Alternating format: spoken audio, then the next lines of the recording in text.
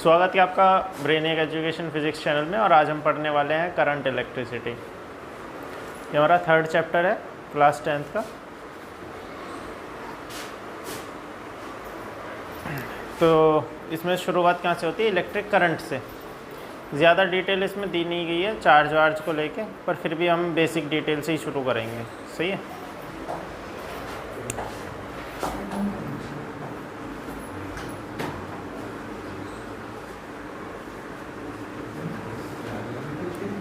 देखो, सबसे पहले टर्म आती है कि अगर हम इलेक्ट्रिक करंट की बात कर रहे हैं तो करंट है क्या। तो करंट जो वर्ड है तुम्हारा सिंपल, करंट का मतलब होता है फ्लो। करंट का क्या मतलब होता है? फ्लो। वो किसी भी चीज़ का फ्लो हो सकता है। वो वाटर का फ्लो हो सकता है, वो एयर का फ्लो हो सकता है, वो ब्लड का फ्लो हो सकता है। सही है। तो फ्लो मीन्स करंट, और हम बात कर रहे हैं इलेक्ट्रिक करंट की। तो इलेक्ट्रिक रेफ़र करता है किसको? चार्ज को। इलेक्ट्रिक मतलब चार्ज, और ये बेसिकली रेफ़र करता है इलेक्ट्रॉन को। चार्ज क्या है? इलेक्ट्रॉन। तो जब इलेक्ट्रॉन्स फ्लो कर रहे हैं, इलेक्ट्रॉन क्या कर रहे हैं? फ्लो कर रहे हैं। इस प्रोसेस को बोला जाता है इलेक्ट्रिक करंट। सही है। इसे शॉर्ट में अगर हम बोलें, फ्लो ऑफ इलेक्ट्रॉन्स या फ्लो ऑफ चार्ज, हम ऐसा बोल सकते हैं। Flow of charge is known as electric current. तो देखो, सबसे पहले बात करते हैं कि ये चार्ज क्या है। इलेक्ट्रिक करंट से पहले शुरुआत होती है चार्ज की। ठीक है। शुरुआत में लोगों ने ये देखा, सबसे पहले एक साइंटिस्ट हुआ था, मतलब साइंटिस्ट या एक व्यक्ति कह सकते हो, फिलोसोफर बोल सकते हो। पहले साइंटिस्ट का वर्ड का यूज़ नहीं किया जाता था, पहले फिलोसोफर यूज़ किया जाता था। सही है। और ये जो फिज़िक्स जैसा वर्ड है, इसे फिलोसॉफी बोलते थे। जैसे अब फिलोसॉफी जो है उसको बोला जाता है कि कोई ज्ञान व्यान की बातें बता रहा है या कुछ अलग ही बात कर रहा है। ठीक है। कहानियाँ गा रहा है, तो उसको हम बोलेंगे कि फ़िलोसोफर है या फ़िलोसॉफी झाड़ रहा है। हाँ, ठीक है। पर शुरुआत में इसको अलग कैटेगरी में नहीं रखा गया था, इसको भी इसी उसमें रखा गया था, इसीलिए फ़िलोसोफर ही इसको बोल देते थे। ठीक है। तो एक बंदा हुआ जिसका नाम था थेल्स। क्या नाम था? थेल्स। उसने सबसे पहले ये देखा कि दो चीज़ें आपस में एक दूसरे को अट्रैक्ट कर सकती हैं। जैसा तुम लोग देखते ही हो, कैसे कि अगर हम पेन को अपने बालों से रब करें और कागज़ के छोटे छोटे टुकड़ों के पास लेके जाएं तो वो उस पर जाके चिपक जाते हैं। किया है वो कभी? किया है ना। तो ये प्रॉपर्टी सबसे पहले थेल्स ने देखी। ठीक, थेल्स ऑफ मिलेटस। उसने सबसे पहले जब लोगों को बताया तो लोग इसे एकदम मैजिक की तरह देखते थे कि ये कोई जादू जैसी चीज़ है। धीरे धीरे जब उस पर हमने जब उस पर रिसर्च वगैरह करी, तब पता चला कि ये चीज़ों की बेसिक प्रॉपर्टी है। फिर आगे बढ़ते रहे। तब एक साइंटिस्ट आए, ठीक है, बेंजामिन फ्रैंकलिन नाम के। उन्होंने बताया कि ये जो प्रॉपर्टी है बेसिकली वो चार्ज की वजह से होती है, और हमारे पास दो चार्ज नहीं है, एक चार्ज नहीं है, दो चार्ज हैं, एक पॉजिटिव और एक नेगेटिव।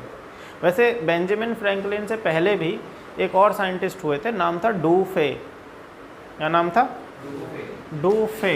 देखो, सबसे पहले ये जो प्रॉपर्टी थी चार्ज वाली, ये थेल्स ने देखी। उसके बाद डूफे ने हमें बताया कि दो तरह के चार्ज होते हैं। सही है। इसने तो ये बताया कि चार्ज होता है, बॉडी एक दूसरे को अट्रैक्ट करती हैं, रिपेल करती हैं। डूफे ने बताया there are two kind of charge, there are two kind of charge. ठीक है। और वो दो तरह के जो चार्ज थे, इन्होंने कैसे बताया कि भाई दो तरह के चार्ज हैं? तो दो तरह के चार्ज इन्होंने निकाला। कुछ बॉडी आपस में अट्रैक्ट कर रही थी और कुछ बॉडी आपस में रिपेल कर रही थी। तो इन्होंने बताया कि ड्यू टू अट्रैक्शन और रिपल्शन। सही है। ठीक है। अट्रैक्शन और रिपल्शन, ये दो चीज़ें होने की वजह से इन्होंने कहा कि ये एक चार्ज नहीं हो सकता, there are two kind of charge. But इन्होंने पॉजिटिव नेगेटिव नहीं बताया। पॉजिटिव नेगेटिव चार्ज हमें बताया बेंजामिन फ्रैंकलिन ने। बेंजामिन फ्रैंकलिन, सही है। इन्होंने बताया एक चार्ज होगा हमारा पॉजिटिव और एक चार्ज होगा नेगेटिव। तो ये थी अपनी चार्ज की जर्नी, समझ में आया? ये थी अपनी चार्ज की जर्नी की चार्ज जो है क्या होता है क्या नहीं होता। तो चार्ज से हमें इतना तो पता चला कि अगर किसी बॉडी पर हम चार्ज क्रिएट करें या चार्ज करें उसे, तो बॉडी दूसरी किसी बॉडी को अट्रैक्ट कर सकती है या रिपेल कर सकती है, ठीक है। इसके बाद ये जान लेते हैं कि बॉडी पर चार्ज आता कैसे है, ठीक है। ये बिल्कुल बेसिक सा नेचर है किसी भी बॉडी का, और कोई भी बॉडी चार्ज हो सकती है, ये उसके वर्क फंक्शन पे डिपेंड करता है, कितनी जल्दी होगी या कितना लेट होगी, ठीक है। तो किसी भी बॉडी को चार्ज करने के लिए हम बहुत बेसिक सी चीज़ ही समझेंगे, ज़्यादा डीप में नहीं जा रहे हैं। तो हमें पता है हर चीज़ किससे मिलके बनी है, एटम से। हर बॉडी में क्या होते हैं, एटम। वो कोई भी हो, चाहे प्लास्टिक हो, चाहे वुड हो, चाहे आयरन हो, चाहे ग्लास हो, सब में क्या है, एटम। और सभी में 3 तरह के फंडामेंटल पार्टिकल पाए जाते हैं। और वो 3 फंडामेंटल पार्टिकल कौन से हैं? पहला है इलेक्ट्रॉन, दूसरा है प्रोटॉन और तीसरा है न्यूट्रॉन, ठीक है। ये 3 फंडामेंटल पार्टिकल हैं जिनसे मिलके सारी बॉडीज़ बनी हुई हैं, ठीक है। अब देखो सभी फंडामेंटल पार्टिकल से ही मिलके बना हुआ है, लेकिन सब अपनी अलग अलग प्रॉपर्टी कंटेन करते हैं, ऐसा क्यों बताओ? ये प्लास्टिक है, इसमें भी अगर हम बिल्कुल इनर लेवल पे जाके देखें, बिल्कुल माइक्रो लेवल पे जाके देखें, तो हमें क्या मिलेंगे, ये 3 फंडामेंटल पार्टिकल। हालांकि अब हम इनसे भी नीचे जा चुके हैं, क्वार्क्स और एंटी क्वार्क्स में उतना नहीं जा रहे, हम बिल्कुल इन फंडामेंटल लेवल पे पार्टिकल के लेवल पे जा रहे हैं। बस क्या, इलेक्ट्रॉन, प्रोटॉन और न्यूट्रॉन, इसके पास भी यही तीनों हैं। और अगर हम एक लोहे की शीट लें या लोहे की रॉड लें, उसके पास भी वही तीनों हैं, सही है। बिल्कुल माइक्रो लेवल पे तो यही 3 पार्टिकल से मिलके बना है। उसके बाद भी इनकी प्रॉपर्टी में इतना चेंज हो सकता है या होता ही है। लकड़ी में भी वही है, कांच में भी वही है, सब में वही है।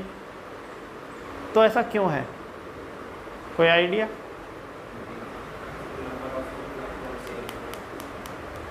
सब कुछ मिलके तो उसी से बना है, लेकिन पीरियोडिक टेबल तुमने पढ़ी होगी, उसमें क्या चेंज होते रहते हैं, नंबर ऑफ प्रोटॉन्स चेंज होते रहते हैं, प्रोटॉन और न्यूट्रॉन की संख्या। एटॉमिक नंबर चेंज हो जाता है। एटॉमिक नंबर हमें क्या बताता है, एटॉमिक नंबर हमें ये बताता है नंबर ऑफ प्रोटॉन्स। और देखो नेचर में एक खूबी है बैलेंस रखने की, किसी भी एलिमेंट में जितने नंबर ऑफ प्रोटॉन होंगे अवेलेबल, उतने ही नंबर ऑफ इलेक्ट्रॉन भी अवेलेबल होंगे, तभी वो बैलेंस रहता है।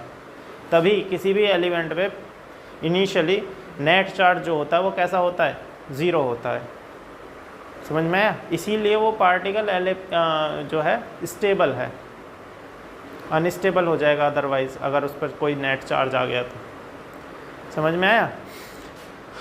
दूसरा, नंबर ऑफ प्रोटॉन अगर तुमने किसी एलिमेंट के चेंज कर दिए किसी भी तरह से, कर नहीं सकते, ऐसा नहीं है कि तुमने कुछ मटेरियल लिया, आयरन लिया और उसके नंबर ऑफ प्रोटॉन चेंज कर दिया, ऐसा नहीं कर सकते हैं उसको। अगर कर दिया तो वो कुछ और ही बन जाएगा फिर, सही है। वैसे जब एलॉय वगैरह बनाते हैं तो वो मिक्स कर देते हैं, तो वहाँ बॉन्डिंग वगैरह होती है, लेकिन अपना अपना वो प्रभाव रखते हैं उस चीज़ में, ठीक है। हम बात कर रहे हैं मैटर मैनिपुलेशन की, और मैटर मैनिपुलेशन कोई ज़्यादा ऐसी नहीं है कि नहीं हो सकता। हमारे एंशिएंट हिस्ट्री में ऐसे कुछ साइंटिस्ट हो चुके हैं, अब इसे तुम मिथ मान लो या कॉन्स्पिरेसी थ्योरी मान लो, जिन्होंने वाकई में मैटर मैनिपुलेशन कर दिया था, ठीक है। जिनमें एक नाम आता है नागार्जुन का, साउथ वाला हीरो नहीं, नागार्जुन, जो तुम्हारे केमिस्ट्री की बुक में अगर मेंशन होगा नागार्जुन का नाम, नहीं है, अब नहीं है, हमारे टाइम पे तो था, सही है। नागार्जुन, सही है, एक इंडियन साइंटिस्ट थे जिन्होंने ऐसी खोज करी थी कि एक तो जो धातु थी तुम्हारे मेटल्स थे उनको प्योर फॉर्म में एक्सट्रैक्ट कर लेते थे वो। दूसरा मैटर मैनिपुलेशन टेक्निक उन्होंने फाइंड कर ली थी, ऐसा माना जाता है। पर अब कुछ लोग इसको मिथ मानते हैं कि नहीं ये तो सिर्फ कई सुनी बातें हैं। कहने का मतलब वो किसी भी धातु को सोने में बदल सकते थे। आलू का सोना नहीं, किसी भी धातु को। सही है। और ये तुमने अब देखा हर चीज़ फंडामेंटल लेवल पे जब इन 3 पार्टिकल से मिलके बनी है, तो जो चीज़ लोहे में 3 एटम है, सॉरी 3 पार्टिकल हैं, इलेक्ट्रॉन प्रोटॉन और, वही सोने में भी होंगे। तो फ़र्क क्या है? बस उनके संख्या पर फ़र्क है। समझ में आया? अगर किसी तरह से तुम उन्हें चेंज कर सको तो उसकी पूरी प्रॉपर्टी ही चेंज हो जाती है। और पीरियोडिक टेबल इसी बारे में है और कुछ नहीं है। सही है। तो वापस से आ जाते हैं अपने एटम पर। तो देखो ये एटम है और इसमें जो हमारे प्रोटॉन और न्यूट्रॉन हैं ये कहाँ पाए जाते हैं? न्यूक्लियस में।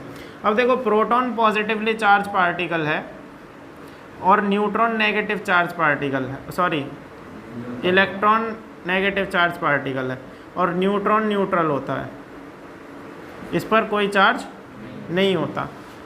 न्यूक्लियस में प्रोटॉन और न्यूट्रॉन पाए जाते हैं। सही है। न्यूक्लियस में क्या पाए जाते हैं? प्रोटॉन और, अब न्यूट्रॉन पे कोई चार्ज है नहीं, प्रोटॉन पॉजिटिव है, तो नेट चार्ज कैसा आएगा न्यूक्लियस में? पॉजिटिव। इसी को बैलेंस करने के लिए साइड में क्या घूमते रहते हैं? इलेक्ट्रॉन। ये ऑर्बिट में रोटेट करते हैं। समझ में आया? ये ऑर्बिट में मूव करेंगे। तो इनिशियली जितने नंबर ऑफ इलेक्ट्रॉन होते हैं उतने ही नंबर ऑफ प्रोटॉन होते हैं। अब इलेक्ट्रॉन पे जो चार्ज होता है हमारा, charge of electron E negative, वो कितना होता है? 1.6 इंटू 10⁻⁻19 कूलम। और इतना ही चार्ज प्रोटॉन पे भी होता है। इतना ही चार्ज किस पे होता है? प्रोटॉन पे। बट ये तो होगा नेगेटिव और ये होगा पॉजिटिव। समझ में आया? तो देखो जितने प्रोटॉन उतने ही इलेक्ट्रॉन, नेट चार्ज एटम पर कितना हो गया? 0। तो इनिशियल कंडीशन में एक एटम कैसा होता है हमारा? न्यूट्रल होता है। क्यों? नंबर ऑफ इलेक्ट्रॉन बराबर होते हैं नंबर ऑफ प्रोटॉन के। क्लियर है? Number of electron number of proton के बराबर हो गए। तो देखो अगर हम मान लें ये 1 है तो 1 जितना नेगेटिव उतना ही पॉजिटिव, जोड़ोगे तो क्या आएगा? 0। तो इसीलिए हमारा एटम कैसा होता है? न्यूट्रल होता है। फिर अगर किसी तरह से, अब एक चीज़ समझो, ये इलेक्ट्रॉन इस न्यूक्लियस के साथ बंधा हुआ है, इसको छोड़ के नहीं जा सकता, इसके साथ बंधा हुआ है। क्यों? क्योंकि इसके पास जो नेट पोटेंशियल एनर्जी है वो नेगेटिव है। जैसे हम अर्थ के साथ बंधे हुए हैं, हम अर्थ को छोड़ के नहीं जा सकते। सही है? ये जा सकते हो छोड़ के? उड़ सकते हो तुम लोग? नहीं उड़ सकते। तुम यहाँ से जंप करने की कोशिश करो, तुम वापस नीचे आ जाओगे। तो यहाँ से अर्थ को निकालने के लिए जब अगर हम एक रॉकेट भी यहाँ से लॉन्च कर रहे हैं तो वो भी तुमने देखा होगा ऑर्बिट में मूव करते करते जाएगा, सीधा नहीं जा सकता। क्यों? उसे इतनी एनर्जी गेन करनी पड़ती है कि नेट एनर्जी 0 हो जाए। उसकी पोटेंशियल एनर्जी जब तक नेगेटिव रहेगी तब तक ऑब्जेक्ट सिस्टम के साथ बाउंड रहेगा। ये सीधी सी बात है।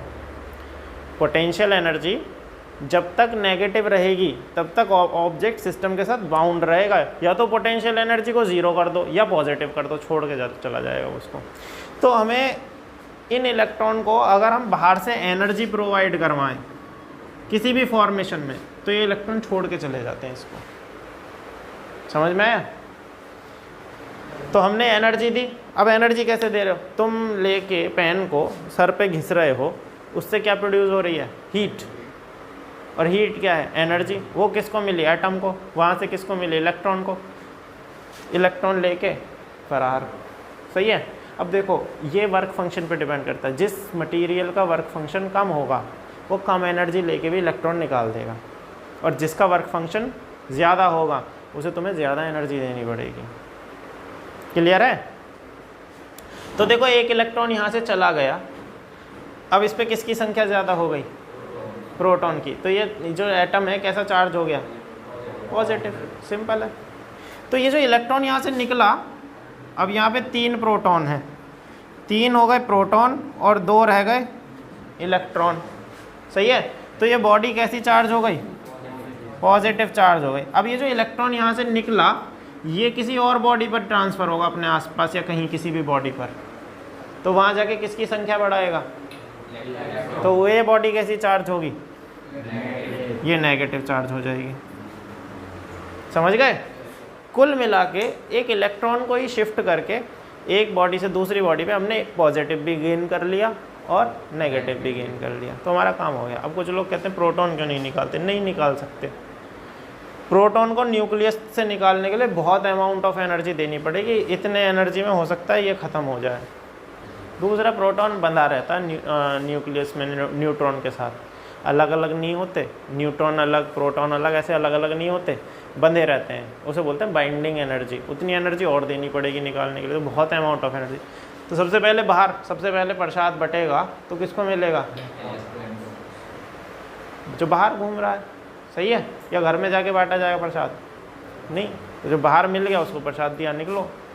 ठीक है? तो इलेक्ट्रॉन पहले एनर्जी गेन करते हैं और निकल जाते हैं यहाँ से। ठीक है? तो जब तुम किसी बॉडी को रब कर रहे हो, चार्ज प्रोड्यूस कर रहे हो, तो वहाँ पर क्या हो रहा है? Transfer of electrons. क्या हो रहा है? उसी से हमें पॉजिटिव भी मिलता है और नेगेटिव भी मिलता है। ठीक है? अब तक ये चीज़ याद रखो। नहीं, इलेक्ट्रॉन पॉजिटिव क्यों बन जाएंगे? नेट चार्ज की बात करते हैं बेटा, नेट चार्ज सिस्टम पर। नहीं, ये अनस्टेबल हो गया। अब यहाँ से एक इलेक्ट्रॉन चला गया, इस पर कैसा चार्ज आ गया? पॉजिटिव। अब ये हो गया अनस्टेबल, ये कोशिश करेगा, ये अपने वापस से आसपास से निकाल लेगा इलेक्ट्रॉन इधर उधर से। सही है? हाँ, जैसे मान के चलो हम पेन को रब करते हैं, जैसे 2 बॉडीज़ को हम रब कर रहे हैं, हमारे पास 2 रॉड हैं, हम उन दोनों को रब कर रहे हैं, तो जिसका हायर वर्क फंक्शन होगा वो क्या करेगा? वो दूसरे वाला जिसका लोअर होगा वो पहले इलेक्ट्रॉन निकालेगा, तो वो इलेक्ट्रॉन दूसरे वाले में ट्रांसफ़र हो जाते हैं। इलेक्ट्रॉन ऐसे फ्री स्टेट में उड़ते नहीं, घूमते हैं बाहर। समझ गए? तो जिसका हायर वर्क फंक्शन होगा वो कैसा हो जाएगा? Negative charge. जिसका लोअर वर्क फंक्शन होगा वो हो जाएगा पॉजिटिव चार्ज। ठीक है? यानी देखो, हमने इन दोनों को रब किया, दोनों को सेम अमाउंट ऑफ हीट हमने दी, इसमें से इलेक्ट्रॉन पहले निकल गए, वो किस में ट्रांसफ़र हो जाएंगे? हाथ में। सही है? तो ये हो गया नेगेटिव, ये हो गया पॉजिटिव। सही है? हाँ, ये अनबैलेंस्ड हो गया, तभी तो चीज़ों को अट्रैक्ट करता घूम रहा है। अब देखो, तुमने जब एक्सपेरिमेंट करते हो तो जैसे तुमने पेपर से इलेक्ट्रॉन लिए, और सॉरी पेपर से कह रहा हूँ, यहाँ पे तुमने इसको रब किया, और रब करने के बाद ये हो गया चार्ज। अब तुम इसे पेपर को चिपकाओ तो पेपर को ये अट्रैक्ट करेगा। अट्रैक्ट करने के बाद जब तुम इसे वापस टच कर लेते हो किसी भी तरह से, तो ये क्या करता था? बैलेंस कर देता है। ये इसमें से एक्सेस इलेक्ट्रॉन निकाल लेगा, अपना बैलेंस कर लेगा। दोबारा चिपकाने की कोशिश करोगे तो चिपकेगा नहीं, दोबारा नहीं चिपकता। इसका मतलब क्या हो गया? ये वापस से न्यूट्रल। एक बार अगर तुमने इसे टच भी कर दिया ना, एक चार्ज बॉडी को तुमने हाथों से टच भी कर लिया, वो न्यूट्रल हो जाएगा। क्यों? उसे मिल जाते हैं बॉडी में, जहाँ पे भी चार्ज चल सकता है वहाँ पे चार्ज चला जाएगा। ठीक है? अगर मैं एक चार्ज बॉडी लूँ, देखो एक चार्ज बॉडी लूँ और उसको एक कंडक्टर के साथ, अर्थ जो अर्थ से कनेक्टेड है, उसे टच कर दिया, वापस से न्यूट्रल हो जाएगा तुरंत। क्यों? क्योंकि वो चार्ज गेन कर लेगा वापस, इसमें बराबर रहेगा। तो जो ये स्टेबल होने की तरफ भागते हैं सब। क्लियर है? तो अब हमें चार्ज के बारे में बेसिक जो जानकारी चाहिए थी वो हमें मिल गई है। ठीक है? कि चार्ज बेसिकली होता क्या है, कहाँ से आता है चार्ज। तो इलेक्ट्रॉन ही वो बेसिक कड़ी है जो चार्ज को जनरेट करने में महत्वपूर्ण भूमिका निभा रही है यहाँ पे हमारे साथ। ठीक है? ये पार्ट जहाँ पे सिर्फ चार्ज बॉडी पे डेवलप हो रहा है, ये इलेक्ट्रोस्टैटिक का पार्ट है। इलेक्ट्रोस्टैटिक मतलब चार्ज अभी कैसा है? स्टैटिक कंडीशन में है, रेस्ट में है। ठीक है? जो करंट इलेक्ट्रिसिटी आप पढ़ोगे वहाँ चार्ज कैसा हो जाएगा? मोशन में हो जाएगा।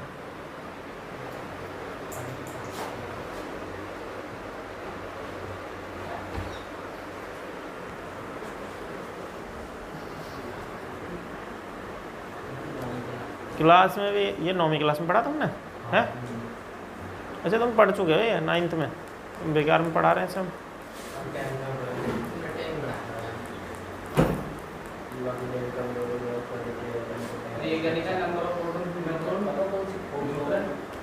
नंबर ऑफ इलेक्ट्रॉन बराबर होंगे नंबर ऑफ प्रोटॉन के, सही है।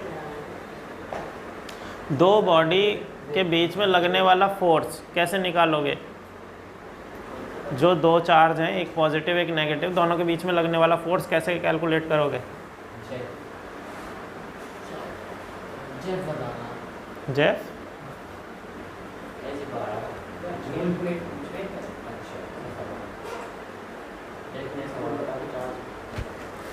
देखो,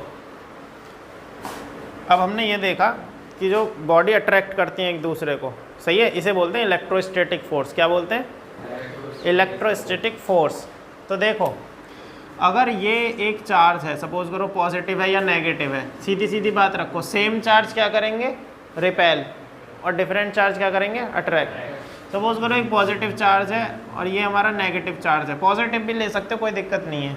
इसकी वैल्यू कितनी है? Q1। इसकी वैल्यू कितनी है?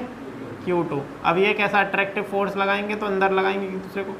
इन दोनों के बीच की डिस्टेंस है D, तो इसके बीच में फोर्स कितना लगेगा वो किन फैक्टर पे डिपेंड करेगा? वो हमें कूलाम ने बताया बेसिकली सबसे पहले, ठीक है। तो कूलाम ने ये कहा इनके बीच में लगने वाला जो फोर्स होगा वो डायरेक्टली प्रोपोर्शनल होगा इनके प्रोडक्ट के, दोनों चार्ज के, और इन्वर्सली प्रोपोर्शनल होगा इनके बीच की दूरी के स्क्वायर के। बिल्कुल वही ग्रेविटेशनल लॉ जैसा, सही है। और F इज इक्वल टू, यहाँ कांस्टेंट लगाते हैं, उसकी वैल्यू होती है तुम अभी K ही मान लो। कितनी वैल्यू होती है? K, सही है। और इस K की वैल्यू होती है 9 × 10⁹ फॉर फ्री स्पेस, सही है। इतना फोर्स लगता है, ये फ्री स्पेस में है। मीडियम के हिसाब से फोर्स चेंज हो जाएगा, ठीक है। देखो, अभी तक हम जो पढ़ रहे थे ये बेसिकली इलेक्ट्रोस्टैटिक का पार्ट था, पर इससे हमने चार्ज के बारे में सीखा कि चार्ज हमारा है क्या, ठीक है। अब बात कर रहे हैं हम इलेक्ट्रिक करंट की।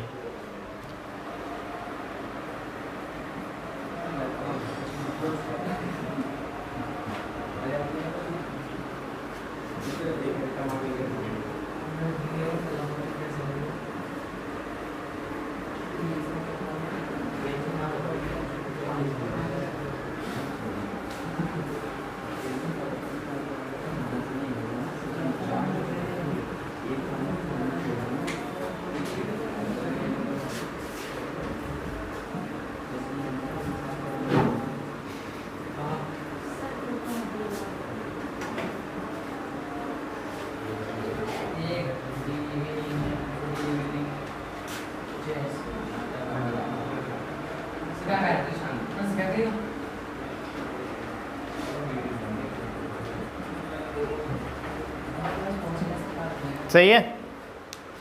Apply force on another body, और अगर हम इसे किसी इलेक्ट्रिक और मैग्नेटिक फील्ड में रखें तो ये फोर्स को फील भी करेगा, ठीक है। अब बात करते हैं इलेक्ट्रिक करंट की। किसकी बात कर रहे हैं?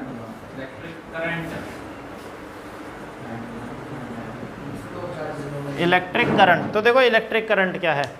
अगर हमारे इलेक्ट्रॉन फ्लो करने लगें, अगर हमारे इलेक्ट्रॉन किसी भी कंडक्टर में फ्लो करने लगें, तो rate of flow of electric charge को हम बोलते हैं इलेक्ट्रिक करंट। तो देखो, सपोज करो ये एक कंडक्टर है, ये एक कंडक्टर है, और इस कंडक्टर के अंदर हम इलेक्ट्रॉन एक यूनिडायरेक्शनल फ्लो करने लगें, एक डायरेक्शन में चलने लगें, तो इसे हम क्या बोलेंगे? Electric current. तो क्या बोलते हैं? रेट ऑफ फ्लो ऑफ,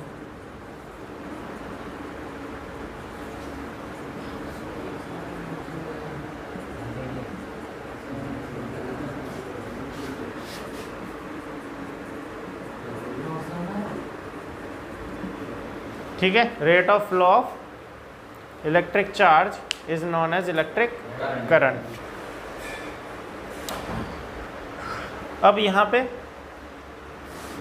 हम ये देखते हैं कि किसी भी क्रॉस सेक्शन से कितना चार्ज पर सेकंड फ्लो कर रहा है, उसे हम इलेक्ट्रिक करंट बोलते हैं।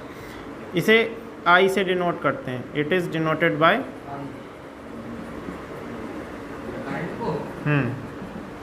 तो I इज इक्वल टू हमारा क्या हो जाएगा, चार्ज अपॉन टाइम, यानी Q अपॉन T। सही है? हाँ जी, चार्ज को Q से डिनोट करते हैं। और इसकी जो यूनिट हो जाएगी तो ऐसा यूनिट क्या होगी,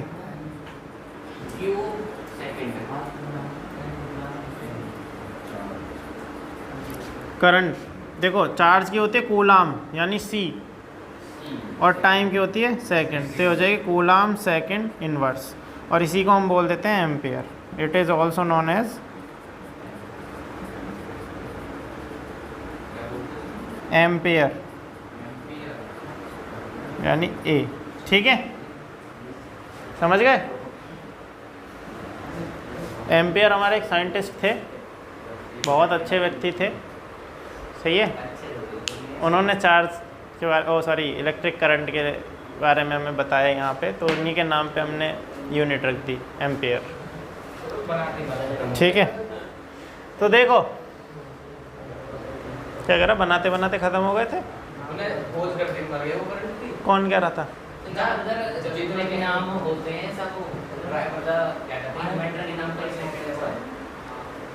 भाई अब तुम कोई दुकान खोल रहे हो तो पड़ोसी के नाम से थोड़ी खोलोगे, अपने ही नाम से खोलोगे ना। ठीक है, ये उनके लिए तो दुकान ही है ना। ठीक है। हाँ, शांत हो जाओ। देखो 1 एम्पियर की डेफिनेशन क्या हो जाएगी, अगर Q की वैल्यू 1 कूलाम रख दें और टाइम भी 1 सेकंड कर दें तो करंट कितना फ्लो होगा, 1 एम्पियर। तो अगर कहेंगे 1 coulomb of charge is flowing through a wire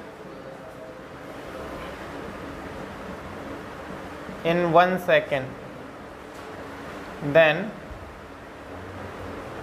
it is known as 1 ampere of current।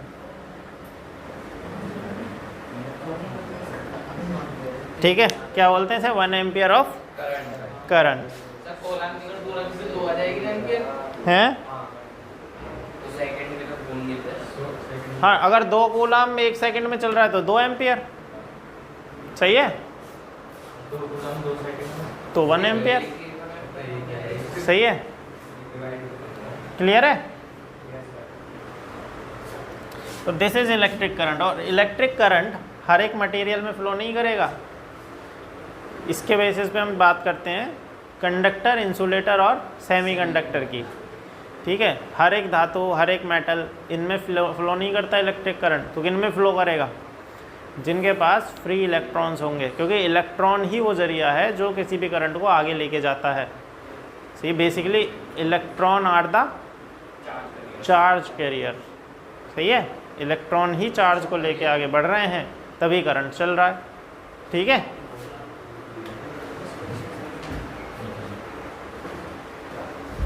आज के लिए बस इतना ही। और अगर आपको ये वीडियो अच्छी लगी हो तो प्लीज़ इस वीडियो को लाइक करें, अपने दोस्तों के साथ शेयर करें और इस चैनल को सब्सक्राइब करें। Thank you.